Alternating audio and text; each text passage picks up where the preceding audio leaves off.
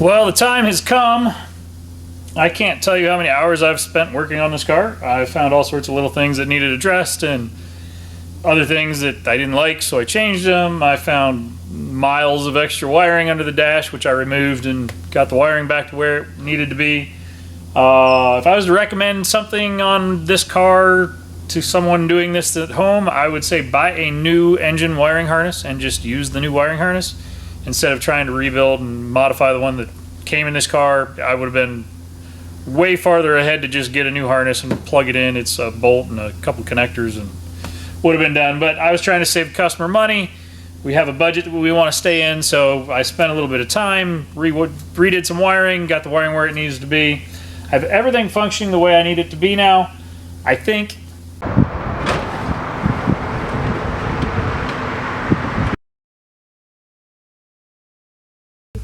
So right now I'm working on cleaning up the metal in the trunk so I can weld a patch panel in. Unfortunately for me, somebody in the past laid down a layer of some sort of substance. I'm going to guess it's undercoating inside the trunk. It's like a hard plastic. It's not rhino lining or anything like that. Maybe it's one of those buy it yourself stuff. I mean, this was done in 99 according to the signature on the trunk where the guy signed his name the day, you know, when he did the restoration. But unfortunately, if I want to weld this patch panel in to cover the hole from the fuel cell going through the trunk, I got to get down to bare metal, and the sander just keeps moving this stuff around. It won't remove it. I've already melted some of the stuff onto my hands. Not a lot of fun to get off, but I have found that with the MAP gas, I can warm this stuff up enough, which you can't see on camera right now.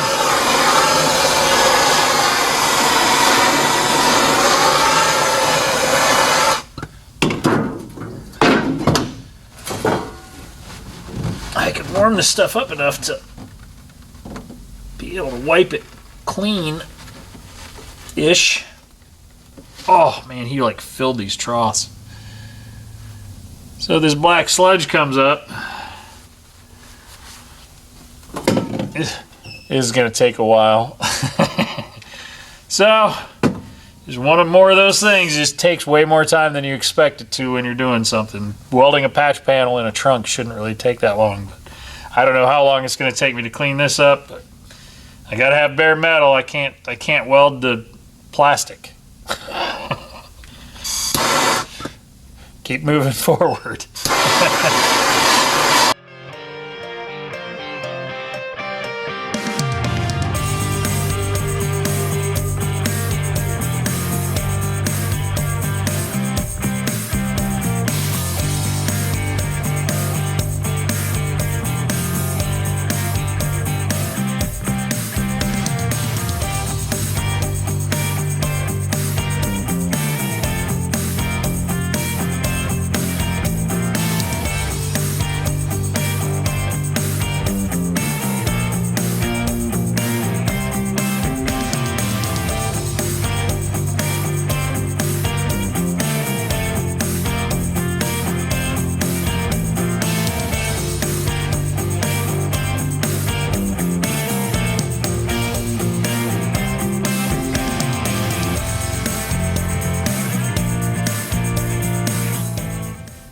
The trunk pan has been coated in some sort of a plastic resin that when I heat it up, it turns back into liquid, and then when it cools back down, it solidifies again.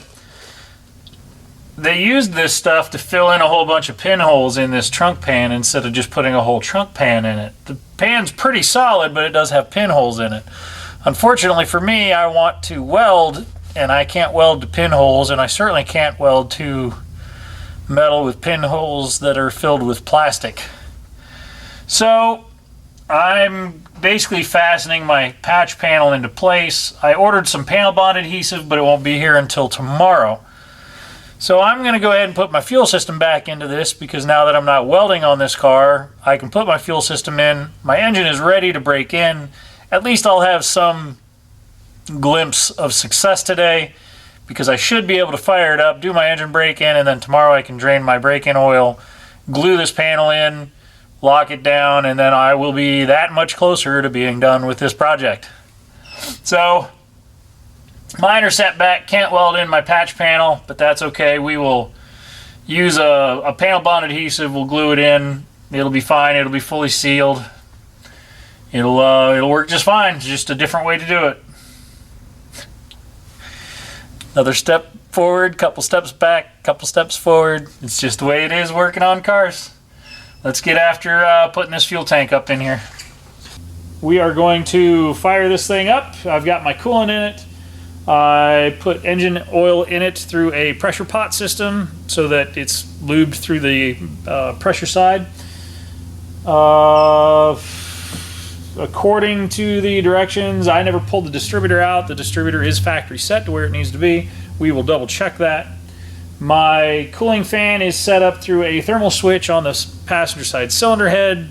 Once the engine gets up to operating temperature, the switch will close, supplying a ground to the relay, which will power the cooling fan, so it'll cycle and function as it needs to.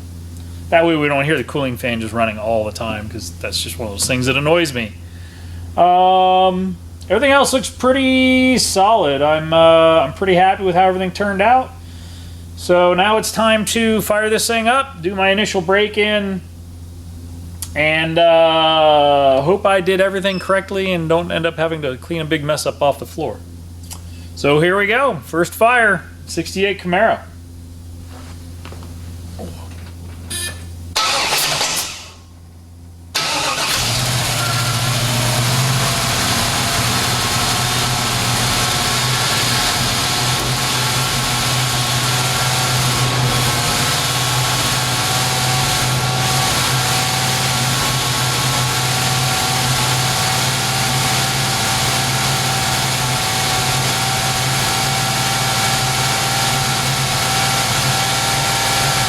Pressure's good.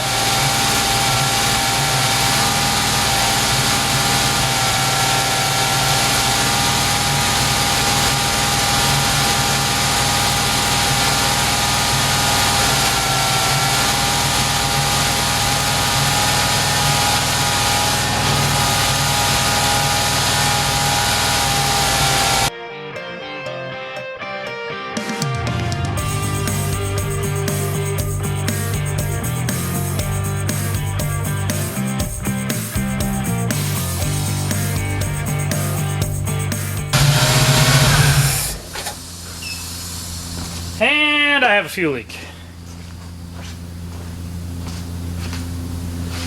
Where's my fuel leak at? Let's not have a fire today. Oh, there you are.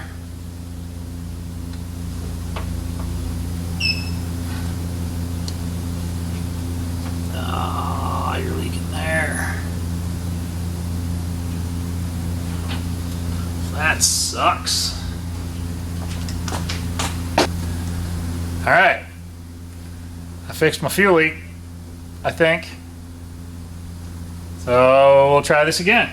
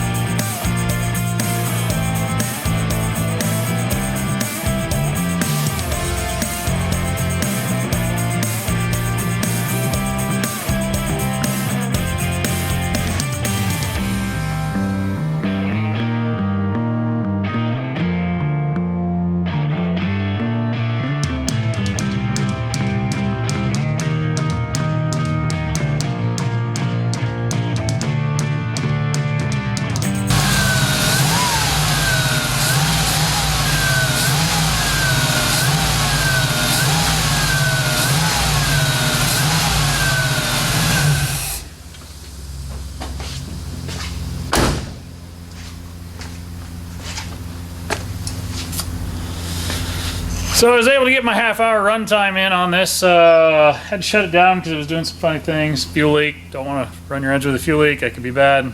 It is what it is. It keyed up right to engine RPM where I wanted it to be, and shut it down once I noticed the fuel leak. Resolved that. Verified my timing was a little bit too advanced, so I backed it down. Ran it through my half-hour runtime, and she should be good to go. I'm gonna let it cool down. I'll come back to this thing on Monday. I got a couple vacuum hoses to hook up because I left a few things unhooked for the engine break-in, because I didn't want to have other things to cause vacuum leaks or other problems. So hopefully on Monday I will be pulling this off this rack, putting it on the alignment rack, setting up the Unisteer power steering system, getting my alignment where I want to see it, and then hopefully I get to go for a test drive. That's why we do this stuff.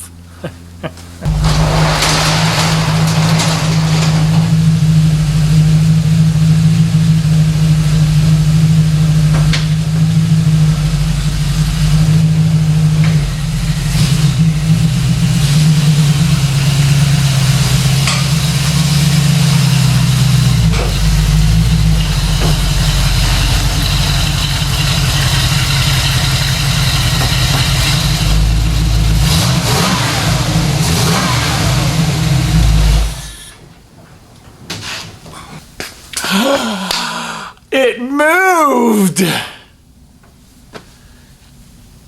It's moving forward. Time to align it. And then I gotta hook up my brake power booster. And I got a little bit of a leak out of my power steering. But it runs! And that's awesome that the air compressor just kicked on. That's funny. So like I said, it moved under its own power. I'm very excited. The engine seems to be running really well now that I have the engine timed correctly, as it was not timed correctly out of the box, which isn't really a big surprise. So always double check your timing when you're putting these things together. It'll save you a few little headaches. Now, my initial startup was a little sketchy. I fired it up for the first time and I ended up having a pressure side fuel leak right after the fuel pump. It was actually an AN fitting that it was a swivel AN fitting, and the O-ring inside the swivel had failed. So I had to shut it down, fix that. When I went to restart it, I realized my timing was pretty far advanced, like a tooth. And you know, no big deal. Shut it down, made some adjustments, set the timing, and then I did a full engine run in. So now I'm going to set my alignment, see if I can resolve my power steering leak at the back of the power steering pump, and then we'll change out this brand new engine break-in oil, put a new filter, new oil in it, and then it will be ready for 500 miles to be put on it in a calm manner. We don't want to go out and beat on this new engine for the first 500 miles. After that, it'll be, you know, burnouts and stoplight runs. Interesting note, the plastic coating that they used on the trunk pan, they used on the floor pans as well. And I know this because during the engine break-in, I was looking at the passenger side floor pan, and I'm like, man, the floor pan looks wet over there. And I know it's not coming from the heater core because I haven't hooked the heater core up yet. And so I touched it, and this is through the carpet, mind you. I touched the carpet and my hand turned black.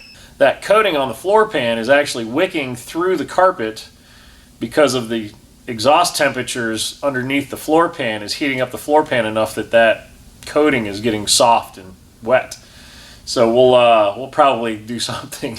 We'll probably do something to keep his wife from getting black plastic tar all over her feet when she rides in this car, because I don't think she's going to like that. I thought I had a power steering leak fixed, but no, it proved me wrong. I still have a power steering leak at the back of the power steering pump, so I'll let the engine cool down and I will try to fix that again for the third or fourth time tomorrow. It runs, it drives, it stops, it idles, it starts with a key and not a bunch of toggle switches.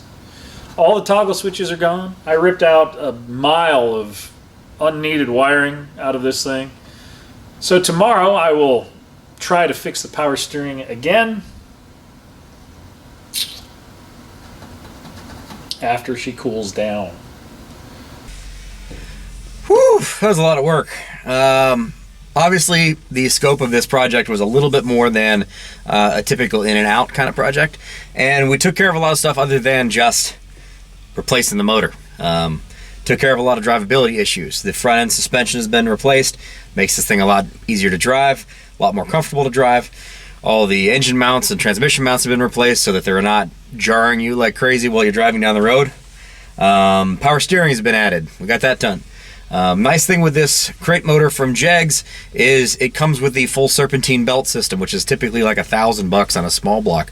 And it comes with an AC compressor. So at some point in time in the future, if the customer would like to plumb that AC into the car, that can be done.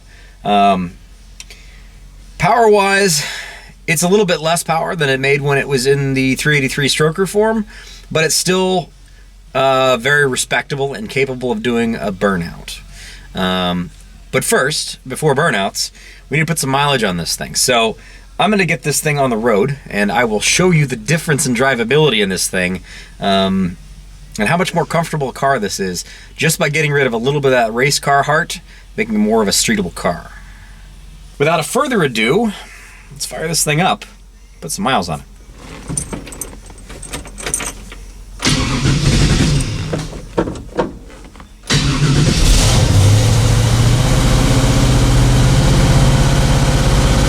Fires right up. So we'll let her get up to temperature. All of our gauges work as well, and the dash lighting also now works. Well, initial impressions. So much better. So much better.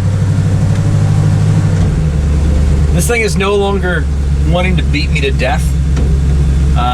With the solid motor mounts and solid trans mounts, even sitting at idle with this thing was rough, because it would everything that was being rotated in the motor was transferring that energy into the chassis, which transferred it into you. That was terrible. This thing was also a manual steering, because race car. Well, manual steering is all well and good, especially when you're up at speeds. It's not a big deal. But when you're moving around at low speeds, huge pain in the neck. No more problem. Nice, easy steering wheel, easy to move around, easy to manipulate through parking lots. So those two things, definitely a positive. Also, the old motor had an issue with an oil burn, so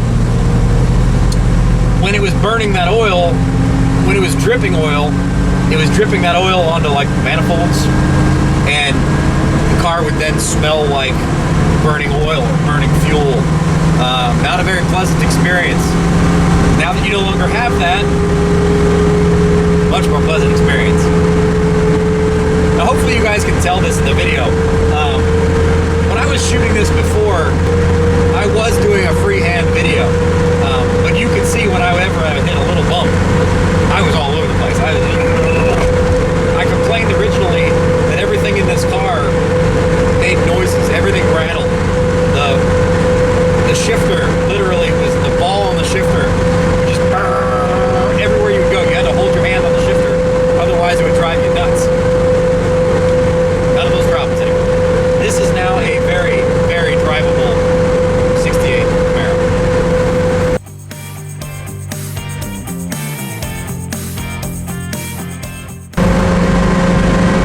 Now, things you do notice when you fix other things. Now that we have the new fuel tank in and the fuel cell out, we've also fixed the fuel sending unit, so we actually have a legitimate fuel level. One thing that we do need to notice is I am not actually currently cruising at 95 miles an hour.